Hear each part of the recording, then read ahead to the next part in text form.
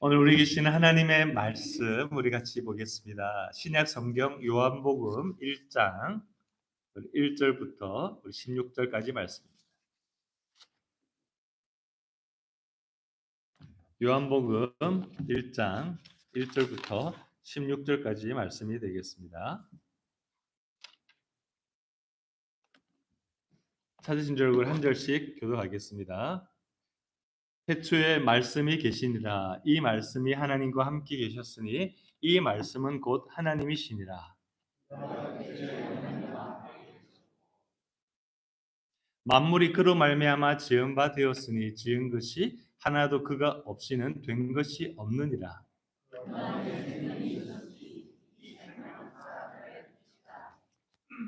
빛이 어둠에 비치되 어둠이 깨닫지 못하더라.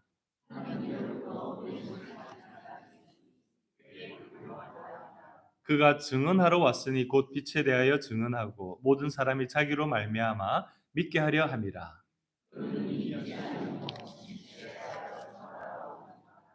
참빛 곧 세상에 와서 각 사람에게 비추는 빛이 있었나니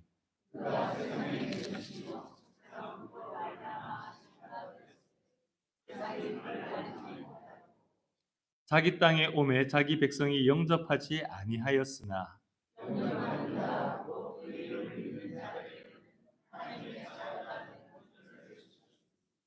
이는 혈통으로나 육정으로나 사람의 뜻으로 나지 아니하고 오직 하나님께로부터 난 자들이니라.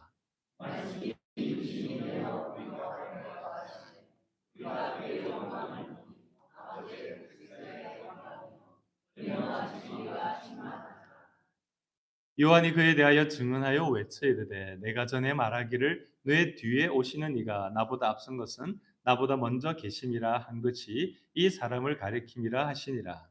우리가 다 그의 충만한 데서 받으니 은혜 위에 은혜라. 아멘.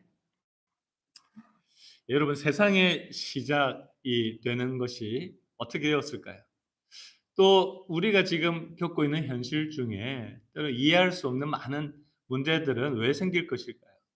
또 앞으로의 미래는 어떻게 될까? 이런 많은 분들이 이런 것에 대해서 궁금해합니다. 그리고 답을 얻고자 참 많이 애를 썼습니다. 근데 이런 부분들에 대해서 정확하게 이 모든 것들을 제대로 말해줄 수 있는 사람은 없습니다. 그런데 만약에 이런 내용을 담은 책이 있다. 여러분 그것을 여러분 보신 적이 있습니까? 네, 바로 그게 성경이죠. 성경에는 우리 인간의 절망적이고 그리고 엉클어진 현실 가운데서 하나님께서 구원을 위해서 무엇을 계획하시고 행하셨는지를 알려주시고 또 그것을 믿는 사람들에게 받게 되는 복들도 우리에게 알려주셨습니다. 특별히 요한복음은 예수님의 제자였던 이 사도 요한이 예수님의 가까이 함께 동행하면서 이것이 어떻게 예수님을 통해서 이루어졌는지를 그가 보았던 것, 그리고 들었던 것, 경험했던 것들을 잘 정리해서 특별히 이방인들에게도 그것이 잘 이해가 되도록 설명해 준 그 말씀이 바로 이 요한복음의 내용입니다. 당시 시대에 유대인들만 알게 되는 그런 배경들이 있지만 모든 열방을 향해서 구원하시고자 하나님의 계획 속에서 다른 사람들, 이방인들, 헬라인들도 바로 하나님의 계획을 이해하고 예수님을 믿을 수 있도록 성령의 감동에서 기록된 바로 말씀이 요한복음이라는 것이죠. 그래서 오늘 읽었던 요한복음 이 성경 1장의 앞부분에서는 세상의 구원자가 되시는 예수님이 어떤 분이신지를 먼저 핵심적으로 요약적으로 설명하는 이 서론이라고 할 수가 있습니다. 얼핏 보기에는 이 요한복음의 이 내용이 철학적이고 또 신학적이라고 생각이 들어서 어렵게 느껴지기도 합니다. 그래서 이 해석을 하기 전에 이것을 좀 풀어서 좀 각색해서 여러분들에게 사투리를 조금 섞어가지고 말씀을 드리고 우리에게 주시는 하나님의 교훈의 핵심적인 부분들 몇 가지 나누려고 합니다.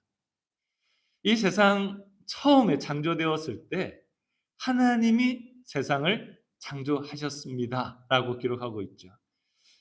그런데 예수님은 바로 그 하나님이시다라고 선언합니다.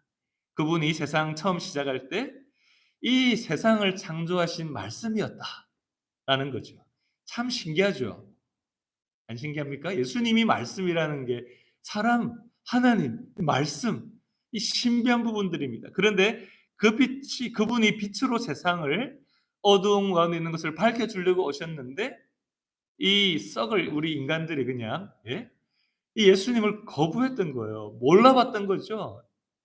하나님이 세상을 구원하시기 위해서 먼저 택했던 이 이스라엘 백성들도 예수님을 거부하고 환영하지 않았으니 예수님의 마음이 아니 하나님의 마음이 얼마나 한마디로 복장 터지겠습니까? 그죠? 예. 답답하고 가슴 아픈 그런 상황이었을 것이라고 생각됩니다. 정말 아마 이 전라도 분들이 보셨다면 이를 어쩔까나 뭐 이렇게 했을 텐데 정말 가슴 아픈 상황이죠. 정말 우리 하나님 예수님이 이 좋은 분이시기 때문에 망정이지 이스라엘 백성들이 그냥 집단적으로 한꺼번에 하나님을 거부하고 그렇게 불순종했음에도 불구하고 하나님께서는 기회를 다시 주셨다라는 거죠. 나라는 망했지만 그 나라가 망했지만 그 사람들이 살 수 있는 길을 허락해 주셨다라는 것입니다. 그것이 뭡니까? 바로 오늘 우리 말씀 속에 더 핵심적으로 자세히 설명하는 것처럼 예수님을 이 땅에 보내셔서 예수님을 나의 구주로 믿게 되면 모두가 다 이제 하나님의 아들, 딸이 되게 하셨다라는 거죠. 아니 그렇게 반대하고 거절하고 떠나가는 사람들을 향해서도 하나님은 끊임없이 사랑의 손을 내미신다라는 것입니다. 이게 얼마나 좋은 이야기입니까? 그래서 아마 이렇게 이야기했겠죠. 오메 좋은 거 이렇게 했겠죠. 너무 좋다고 이렇게 했을 텐데 이스라엘 백성들은 안타깝게도 이렇게 안 했던 것 같아요. 근데 이게 우리가 노력한다고 되는 것이 아니라는 거죠. 집안 좋다고 되는 것도 아니고 욕심 부린다고 얻는 것도 아니고 사람 뜻으로 암만 해도 그렇게 얻게 되는 것은 아니라는 겁니다. 왜냐고요? 왜긴 왜입니까? 그죠? 우리가 죄이니까 그렇죠. 우리가 죄가 있어서 이 죄로 인해서 우리의 마음속에 그 죄가 하나님과의 관계를 막아버리기 때문에 그렇다라는 것입니다. 바로 이것이 하나님의 뜻 안에서 구원을 얻게 되는 유일한 길이 되신 예수님, 바로 그분이 이 땅에 오셨던 이유인 것입니다. 바로 그분이 진리이시고 그리고 이 세상 가운데 빛으로 오셨습니다. 예수님과 함께 있어서 보니까 이 요한이 이렇게 고백하는 것입니다. 하나님의 은혜와 진리가 충만하게 거하고 계신 것을 예수님을 통해서 보았다라는 거죠. 얼마나 영광스러운지 요한의 생애 동안 그것을 기록을 다 할 수 없을 정도로 정말 하나님의 많은 은혜와 영광이 나타났다라고 이야기를 하는 것입니다. 정말 한마디로 억수로 많은 하나님의 기적이 있었던 거죠. 하나님의 사랑이 그렇게 베풀어졌던 것입니다. 그래서 사도 요한이 먼저 예수님이 어떤 분이신지를 설명하고 아직도 예수님에서 고개를 갸우뚱하는 사람들에게 정말 허블나게 많은 하나님의 놀라운 사랑이 예수님을 통해서 이루어졌던 그것을 기록을 하는데 요한복음 뒷부분에 보니까 다 기록할 수 없어서 부분적으로만 기록을 했다라는 거죠. 너무나도 많은 하나님의 사랑이 여러분 그 우리들에게 주어졌는데 그것을 여러분 이제 세상에 하늘을 뭘로 삼습니까? 두루마리 삼고 바다를 먹물 삼아도 다 기록할 수 없다라고 우리가 찬양으로 고백하죠. 하나님께서 지금도 역사 속에서 계속해서 우리들을 향한 사랑이 베풀어지고 있습니다. 사실 그러면서 요한 세례 요한으로부터 시작해서 예수님과 함께했던 그 사람들의 이야기를 해주고 있는 것이죠. 태초에 말씀이 계시니라 할 때 이 말씀은 헬라어로 로고스라고 하는 단어를 사용합니다. 말, 이성, 논리, 설명 이런 것으로 잘 사용되어지는 그런 단어입니다. 이 사람들이 쉽게 말해서 생각하고 소통하도록 만들어주는 것이 로고스라는 거죠. 사람들이 생각하고 소통하고 무엇인가를 만드는 그 역할을 하는 것이 로고스였고 당시 헬라 세계 사람들은 이 로고스를 통해서 진리를 발견할 수 있다라는 그런 생각을 하게 되었다는 것입니다. 철학자들이 로고스가 무엇이고 그 기원이 무엇이고 이 세상과 연결시켜 보려고 많은 고민을 했던 그 헬라 철학이 있었습니다. 근데 사도 요한이 바로 이 로고스를 통해서 너희들이 고민하고 찾고 있는 그 로고스가 바로 예수님이다라고 하는 것을 이야기해 주고 예수님을 통해서 하나님이 창세기에 기록된 것처럼 이 세상을 창조하셨다라는 것을 풀어주고 있습니다. 그래서 놀랍게도 이 요한복음 1장만 보고 창세기 1장만 읽고도 하나님을 믿게 되는 사람들이 있었습니다. 그렇게 고민하고 정말 세상이 어떻게 되었을까 고민했던 사람들이 바로 하나님이 세상을 창조하셨고 요한복음에 바로 그분이 말씀이신 예수님이라고 하는 것을 읽으면서 예수님을 믿으면 되겠구나. 하나님이 창조주이시고 그분이 행하신 일을 내가 믿고 따라가게 되는 이 많은 문제들이 어떻게 생기는지를 내가 알게 되고 그것을 해결할 방법을 바로 얻게 된다라는 것을 깨달으면서 예수님을 믿게 된 사람들이 많이 있었습니다. 여러분 정철 영어 혹시 공부하신 적 있습니까? 미국 오실 때? 그분이 요한복음을 읽으면서 예수님을 믿었다고 하더라고요. 그래서 요한복음을 영어로 암송하도록 도와주는 이 프로그램 그거를 이렇게 강의를 인터넷에 보시면 온라인에 올라와 있습니다. 저희 아내도 요한복음 1장을 영어로 다 암송을 했다가 안 하니까 지금 다 까먹었다고 어제 물어보니까 이야기를 하더라고요. 그래서 요한복음을 읽으면서 예수님을 믿게 된 분들, 이 정말 실제로 있는 거죠. 정말 그분이 우리의 문제를 정말 해결하기 위해서 이 땅에 오신 분이라는 것을 알게 되는 것입니다. 말씀이 진리인 것이죠. 이 말씀이 진리이신 것을 알기 때문에 예수님, 말씀이신 예수님과 만나지 못하도록 마귀가 그렇게도 막고 있는 것입니다. 이 말씀이신 예수 그리스도를 풍성히 소개하는 것이 성경이죠. 그래서 이 북한에서는 성경을 소지하고 읽는 것만으로 국가 반역죄로 발각되면 잡혀서 수용소로 정치범 수용소로 가게 된다라는 것을 여러분 아실 겁니다. 지난주에도 기사가 났는데 중국에 억류되어 있었던 2,600명의 우리 탈북민들 중에 600명이 갑자기 아시안 게임 끝나자마자 북송을 당했는데요. 그 중에 대부분이 많은 사람들이 중국에서 신앙을 받아들였던 분들, 한국으로 가려고 했던 분들이 그분들을 먼저 북송을 한 것으로 밝혔었습니다. 그분들이 지금 갔을 때 어떤 고초를 겪을까요? 수많은 고문과 고통을 당하다가 뭐 몰래 죽임을 당하거나 처형을 당하거나 수용소로 끌려가게 되는 것이 지금 우리의 동족, 우리 북한 동포들이 겪고 있는 현실입니다. 여러분 주체 사상을 혹시 보신 적 있습니까? 전 주체 사상을 이제 이런 선교 때문에 선교 이전에도 이제 공부한 적이 있는데 상당히 논리적이고 좋습니다. 그런데 그 사람들이 왜 성경을 비교해서 보고 말도 안 되는 것처럼 보이는 이 성경을 못 보게 할까요? 왜냐하면 말씀의 능력이 있기 때문이죠. 그들의 거짓이 드러나기 때문에 그렇게 말로는 허황되게 만들어 놓은 주체 사상과 김일성 수령 사상을 만들어 놓았지만 말씀을 보는 것을 두려워하는 것입니다. 말씀을 보면 그 말씀을 통해서 사람들의 삶이 변하기 때문인 것이죠. 히브리어 단어 중에 쉐키나라고 하는 단어가 있습니다. 발음 잘하셔야 되는데요. 예. 그런데 이게 하나님이 이스라엘 백성들 중에 거하시는 가운데 영광스러운 하나님의 임재를 나타내는 그 단어, 영광스러운 하나님의 임재, 이것을 쉐키나라고 하는 단어를 사용하는데 출애굽기에 보면 여러분 하나님의 영광이 시내산에서 임하고 장막 위에 임하고 구름 가운데 나타나고 그럴 때마다 이 단어를 사용했다라는 거죠. 하나님의 임재가 사람의 말로 형용할 수 없을 정도로 영광스러운 그것을 보는 것입니다. 하나님의 그 지극히 아름답고 전능하신 그분이 이 땅 가운데 여전히 죄 가운데 있는 사람들에게 임하실 때 그 영광이 놀라운 것을 표현하는 것이죠. 바로 우리가 읽었던 14절 말씀에도 보면 바로 그것을 이야기하고 있습니다. 말씀이 육신이 되어 우리 가운데 거하시며 말씀이 육신이 되어서 예수님을 통해서 우리 가운데 오셨는데 그것을 본 사람들이 어떻게 해요? 영광을 보았고 그 영광을 보니 바로 아버지 하나님의 독생자이신 하나님, 성자 하나님의 영광이었다라는 거죠. 그리고 예수님 그분에게 은혜와 진리가 충만했다라고 이야기를 하고 있습니다.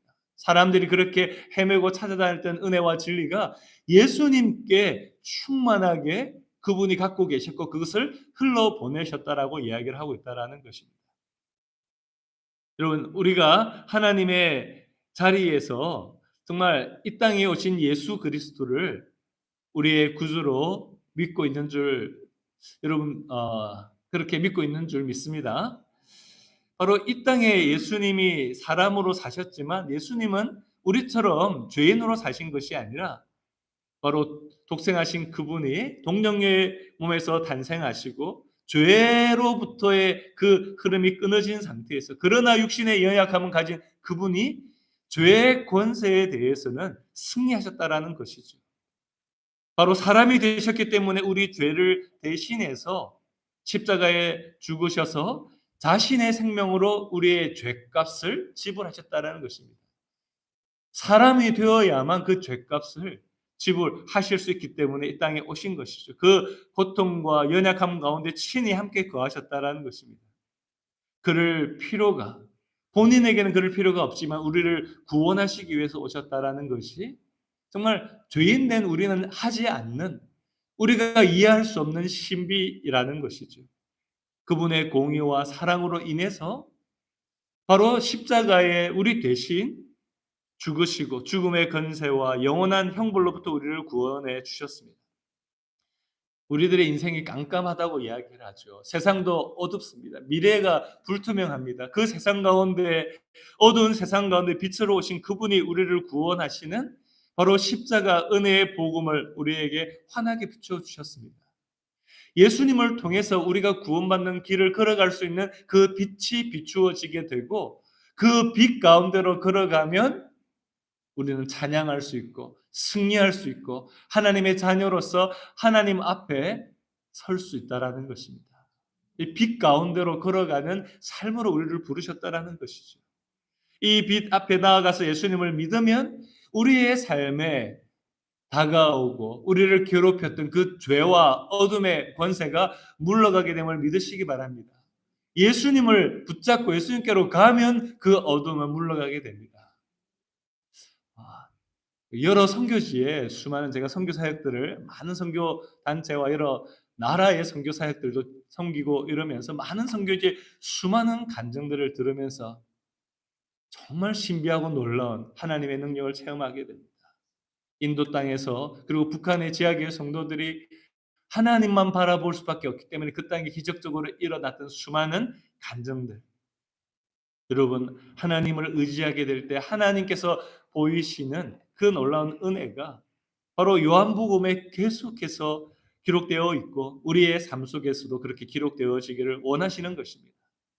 너무나 신비하죠. 그 능력이 위대하고 하나님의 사랑은 너무나 놀랍고 아름답고 감사한 것입니다.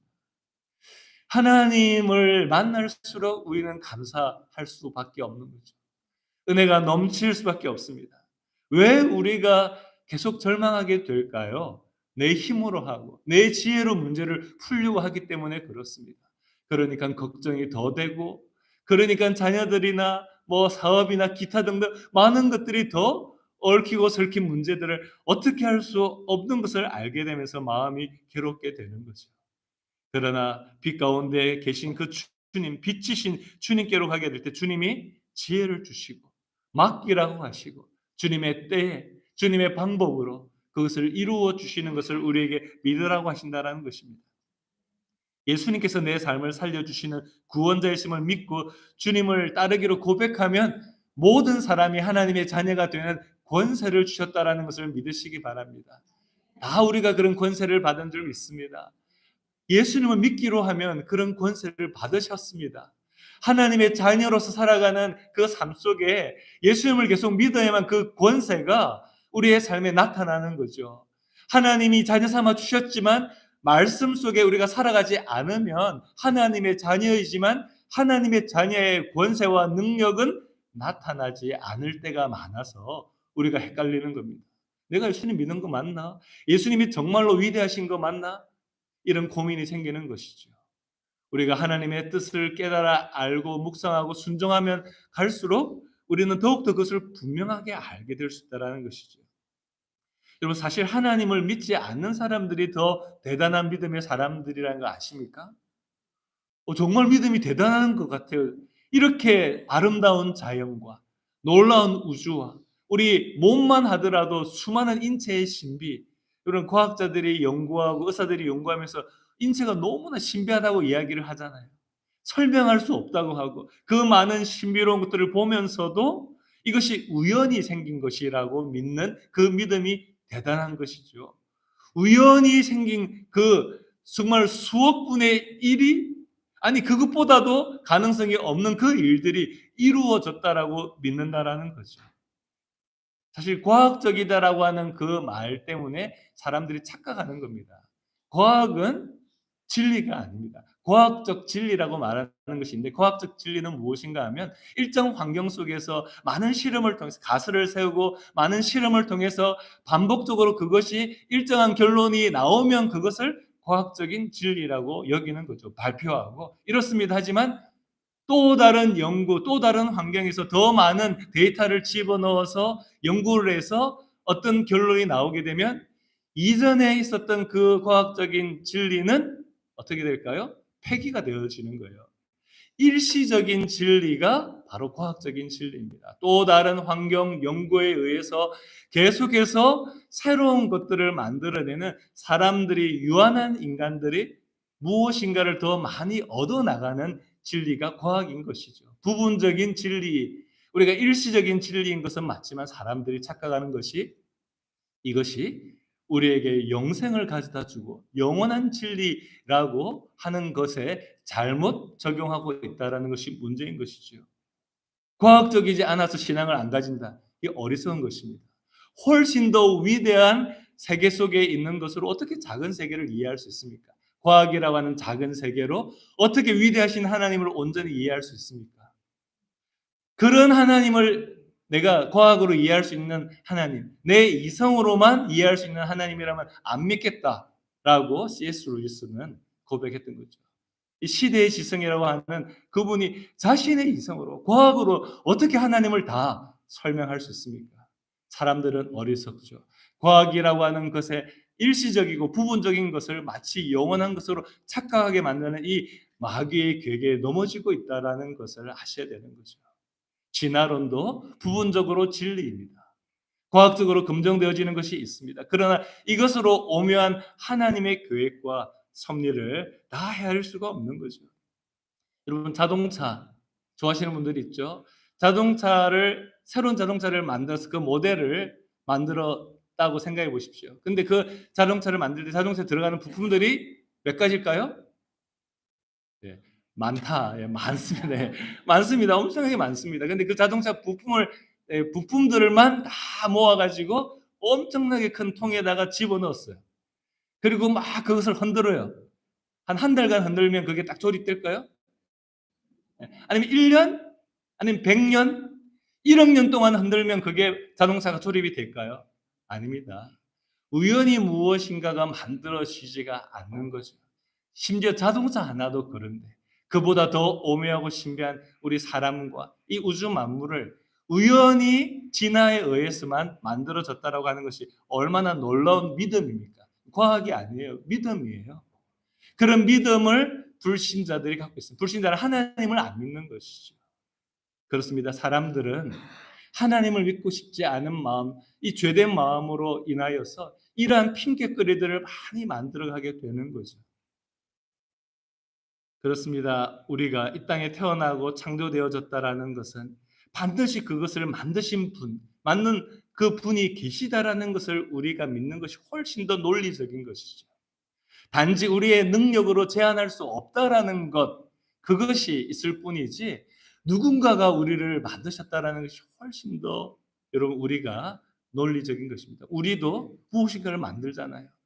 만들어진 이것을 가지고 우연히 생겼네? 라고 어느 누구도 말하지 않습니다. 그보다 위대한 인간이 우연히 만들어진 것이 아니라 창조주가 계시다라는 것이 훨씬 더, 여러분, 더 합리적인 것이죠. 그런데 우리를 한번 살펴보십시오. 우리의 내면 가운데 왜 자꾸 나쁜 생각들이 생겨날까요? 자꾸 착한 마음을 먹으려고 그렇게 애를 써도 나쁜 마음이 생기잖아요. 가까운 가족까지도 내 마음에 안 드는 것이 보이잖아요. 그렇게 당신 없으면 못 살아 하면서 결혼해 달라고 해서 결혼을 했는데도 불구하고 그 사람이 이제는 밉상이고 그죠? 미워하는 마음이 생기잖아요. 그죠? 여러분들은 안 그러신 줄 믿습니다. 네. 저희 집에는 가끔씩 그런 이야기를 하시는데 그런 마음이 생기는 가장 가까운 가족도 제대로 사랑할 수 없죠. 이 세상에 왜 전쟁이 끊임없이 일어날까요? 좀 전쟁이 안 일어나고 사람들이 안 죽으면 좋겠는데 끊임없이 전쟁이 일어나고 있습니다. 인류의 역사를 그래서 어떤 분은 이 전쟁의 역사라고 하면서 그것을 풀기도 합니다. 왜 그렇게 전쟁하고 싸웁니까? 내면 속에 불쑥불쑥 이렇게 생각되어지는 그 분노와 그런 미움은 왜 생기는 것일까요? 그것이 바로 우리 마음에 죄가 있기 때문입니다. 죄. 이 죄에 대한 해결이 없이는 결코 진정한 평화가 올 수가 없다라는 것이죠. 어떤 위대한 정치인, 누군가가 어떤 시스템을 만든다고 세상의 세계 평화가 이루어지는 것이 아닙니다. 하나님 앞에 죄인 범죄한 인간, 이 죄인들이 모든 사람들이 주님 앞에 나와 회개하고 하나님의 통치하심을 받게 될 때 그 땅에 그 사람의 마음속으로부터 시작해서 진정한 평화, 샬롬이 이루어지게 됨을 믿으시기 바랍니다. 자기를 창조하신 그 창조주 하나님을 밀어내고 자기가 더 높아지겠다고 하는 그 마음, 내가 스스로를 나를 만드신 그 하나님과 상관없이 살겠다고 하는 그런 우리들의 교만이 하나님과의 관계를 그 온전하신 하나님, 완전하신 하나님과 우리를 분리되게 만들었다라는 것이죠. 지금도 우리의 교만이 하나님의 온전하심을 우리가 경험하지 못하게 만들죠. 그 얄팍한 그 우리가 한 몇십 년 동안 공부했던 그 지식이 사람들과 비교해서 조금 낫다고 위대하신 하나님 앞에 교만히 행하고 말씀을 판단하고 말씀 앞에 순종하지 못하는 핑계가 되고 있다라는 것입니다. 사실 사람은 누구나 불완전하고 결핍을 느낍니다. 결핍을 느낀다라는 것이 불완전한 존재고 우리 모두는 모든 것을 가진 사람이 어느 누구도 없습니다. 다 부족하죠. 누군가 무엇인가가 다 부족합니다. 인간이 경험하는 모든 결핍의 그 근본에는 바로 이 죄가 있기 때문인 것입니다. 온전하시고 모든 것이 풍성하신 하나님으로부터 벗어났기 때문이죠. 떨어졌기 때문입니다. 아담과 하와가 그곳에 에덴 동산에서 하나님의 뜻 가운데 살 때는 행복하고 샬롬을 누렸지만 불순종했을 때 그 죄로 인하여 두려워하고 평화가 깨어졌다는 것을 우리는 보게 됩니다. 지금도 마찬가지죠. 지금도 우리 안에 있는 그런 하나님 앞에 교만한 마음들이 우리의 삶 속에 주님 이미 베푸신 은혜조차도 감사하지 못하고 우리 가운데 평화가 사라진 채로 살고 있다는 것입니다. 하나님의 본질 성품 중에 하나가 이 부요함입니다. 하나님은 부요하신 분이죠. 모든 것을 채워주고도 이 땅에 있는 모든 인류의 부족함을 채워주시고도 또 남아있는 부요함. 그것이 하나님의 부요함이라는 것입니다. 근데 이 부요함은 하나님께 갈 때만 얻을 수 있다는 거죠. 잔치 비유가 복음서에 나오죠. 잔치를 열고 초대를 했지만 그 초대를 거절하는 사람이 있죠. 우리도 그런 경험 있지 않습니까? 막 주려고 하지만 거절하는 분들이 있죠. 근데 아무리 좋은 것을 준비해도 아무리 대단한 잔치를 마련해도 그 잔치를 거절하고 가지 않으면 그 맛있는 음식을 먹을 수도 없고 그 좋은 것을 선물로 받을 수가 없습니다. 그 많은 음식들, 맛있는 음식들, 몸에 좋다고 강제로 입을 벌려서 입에 넣는 것이 아니죠. 하나님은 우리를 인격적인 존재로 창조하셨습니다. 왜 하나님이 우리를 범죄자로 내버려 두셨습니까? 라고 하는 어리석게 말하는 분들이 있죠. 그 말은 여러분들 아마 들으셨을 텐데 나를 로봇으로 만들어 주세요라는 거 똑같습니다. 하나님처럼 우리에게 자유의지를 갖고 선택하여 하나님을 사랑하도록 그렇게 우리를 인격적인 존재로 만들어 주셨는데 사람들은 자신이 선택해서 하나님을 거부한 그 죄에 대해서 나를 왜 선택하도록 만드셨습니까? 라고 하나님께 블레임하고 있다는 것입니다. 하나님은 우리가 그런 잘못된 선택을 할 수 있는 가능성이 있다는 것을 아시면서도 우리를 존중하시고 인격적으로 우리를 창조하셨다라는 것입니다. 그리고 요한복음 1장에 우리가 보는 것처럼 그 범죄한 우리를 구원하시기 위해서 이 세상을 포기하지 않으시고 하나님이 택하신 구원의 방법이 바로 자신의 독생자 예수 그리스도를 사람으로 보내시고 그분이 모든 죄와 저주를 담당하시면서 그 십자가에서 우리를 대신해서 죽으시고 그분을 믿는 사람에게 그 죄의 대가를 다 지불하고 그 난 사람들에게 바로 하나님께서 예수님에게 대하시는 그 사랑으로 예수님을 대하시는 그 아버지와 자식의 관계로 예수님을 믿는 사람들을 대하시겠다고 하신 것이죠. 그렇기 때문에 우리들에게 지금도 인격적으로 말씀하십니다. 예수님을 믿으라고. 예수님을 또한 온전히 믿으라고. 그래서 하나님이 주시는 은혜 가운데 나와서 그분과 함께 교제하며 그분이 주시고 내려주시는 그 은혜를 받으라고 우리들에게 하신다라는 것입니다. 그렇습니다. 하나님께 자신의 삶을 의탁하고 나의 아버지로 인정하고 살아가는 사람들에게는 하나님의 부요함을 상속하도록 누리도록 하셨습니다. 그러나 하나님을 떠난 사람들에게는 그 부요함을 다 쏟아버리게 되고 고통의 길, 죽음의 길로 지금도 살아가고 있는 것을 우리는 보는 것이죠. 여러분, 우리들에게 삶 속에서 하나님께서 주신 것이 무엇인지 다시 돌아보기를 원합니다. 우리가 받은 구원의 가치가 얼마나 놀라운 것인지 우리가 보기를 원합니다. 여러분, 우리가 인생이 죽는다라는 것을 우리가 다 알고 있습니다. 모든 사람들이 겪어야 돼. 바로 그것이 육체의 죽음입니다. 그러나 정말 다행이죠. 하나님이 계셔서 다행입니다. 하나님의 계획을 우리가 알기 때문에 복입니다. 왜냐하면 육체의 죽음으로 우리는 끝나지 않도록 우리들에게 하나님께서 은혜의 길을 열어주셨기 때문이죠.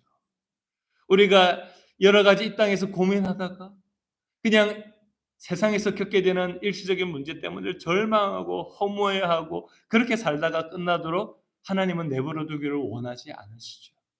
지금도 고통당하는 우리들을 못 본 차거나 그리고 고통당하는 거 보면서 야, 너 그렇게 될 줄 알았어 내가. 아, 이거 쌤통이다.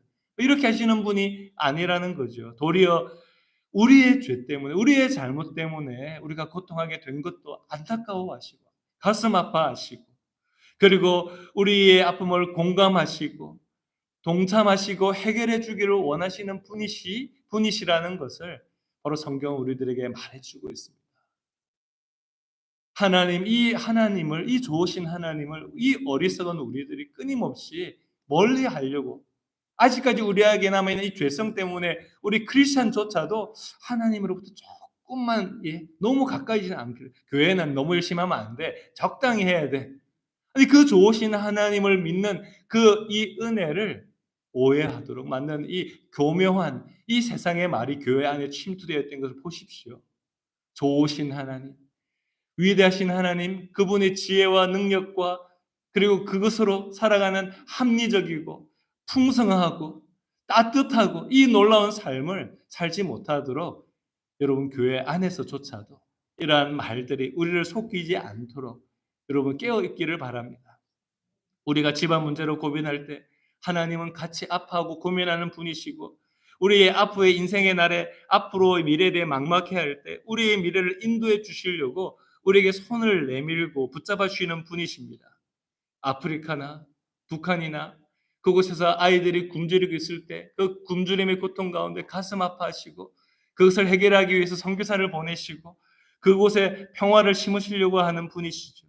세계 곳곳의 사람들이 미워하고 분노하고 죽어갈 때 그 고통의 현장에 바로 예수님도 눈물을 흘리시고 가슴 아파하시며 하루속히 샬롬 평화 예수님의 복음으로 그 땅이 변화되기를 원하시는 그리하여 믿음의 사람들을 통해서 하나님의 나라가 분쟁하고 있는 곳에 화평이 있고 미워하는 곳에 사랑이 있게 만드시기를 원하시는 분이 바로 하나님이십니다. 사람들의 마음과 이 세상 지구 곳곳이 파괴되고 오염되어 가는 것들을 막으시고 사람들의 왜곡되어지는 가슴 속에 지금도 주님이 다가가셔서 그들의 문을 두드리시고 예수님을 우리의 정말로 주인으로 모시고 살아가고 그분을 섬기듯이 이웃을 섬기고 사랑하고 우리에게 맡겨주신 이 자연을 파괴하는 것이 아니라 하나님이 기뻐하시는 모습으로 잘 돌보다가 주님 오셨을 때 이 세상을 온전케 하실 예수님을 바라보고 살라고 여러분 우리 성도들에게 그 사명을 주신 줄 믿습니다. 성도들이 교회가 그래서 세상의 소망인 것이죠. 세상을 아름답게 보존하고 그러나 이것이 우리의 힘으로 안 되는 것이 알기 때문에 온전하신 그 은혜를 사모하며 주님 앞에 우리에게 주신 그 사명을 겸손히 감당하는 사람들이 교회인 것입니다. 교회는 저것들만 잘 먹고 잘 살려고 모여 있는 그런 공동체로 보여져서는 안 되는 것이죠. 교회가 이 땅의 소망입니다. 우리 자녀들에게 소망인 것이 바로 교회 성도들 아버지, 할아버지, 할머니, 어머니들의 신앙이 바로 이런 신앙의 모습이 되어야 될 줄 믿습니다. 우리 가운데 빛으로 오신 그 주님, 바로 사도 요한이 그렇게 우리들에게 소개하고 모든 믿음의 사람들이 예수님을 믿고 따라서 그분이 만드는 세상, 바로 하나님께서 우리들에게 참된 구원을 주시고 영생을 주셔서 그분을 사모하며 살아가는 믿음의 공동체가 세상을 치유하고 변화시키는 그러한 공동체로 살아가시기를 주님의 이름으로 축복합니다. 혹시 여러분 가운데 예수님을 다 믿으셨겠지만 혹시라도 나의 구주로 그리고 내가 온전히 주님을 따르겠습니다라는 고백이 없이 살았던 분이 있다면 이 시간 마음의 문을 여시고 하나님께 주시는 이 놀라운 복을 받게 되기를 소망합니다. 같이 기도하겠습니다. 우리 같이 기도할 때 예수님을 영접하는 기도, 또 다시 한번 더 재다짐하는 기도를 우리 마음속으로 같이 한번 따라 하시면 좋겠습니다. 제가 먼저 그 기도를 드리겠습니다. 예수님, 제가 누구인지, 하나님이 나의 인생에 어떤 분이신지 알게 해 주시기를 원합니다. 내 마음속에 남아있는 원망이 있다면, 걱정이 있다면 거두어 가 주시옵소서. 욕심과 실망한 모습을 예수님의 십자가 앞에 다 내려놓습니다. 예수님께서 그 모든 것을 다 담당하셔서 우리가 지은 실수와 죄에 대해서 주님 친히 우리의 모든 그 죄와 모든 그러한 문제들에 대해서 희생하시고 그 값을 치르신 것을 오늘 말씀을 통해서 알려주심을 믿습니다. 2000년 년 전에 예수님께서 이 세상에 오셔서 우리를 구원하시기에 오신 것처럼 지금도 내 마음의 구원자로 임하여 주시옵소서. 나를 도와주시고 인도해 주셔서 하나님의 자녀로 살게 해 주시옵소서. 하나님께서 내 인생의 아버지가 되시고 예수님께서 나의 삶의 구주가 되시고 인도자가 되시는 것을 믿고 체험하기를 원합니다. 이렇게 고백하는 나의 기도를 들어주실 줄 믿습니다. 구원자가 되신 예수님의 이름으로 기도드렸습니다. 아멘.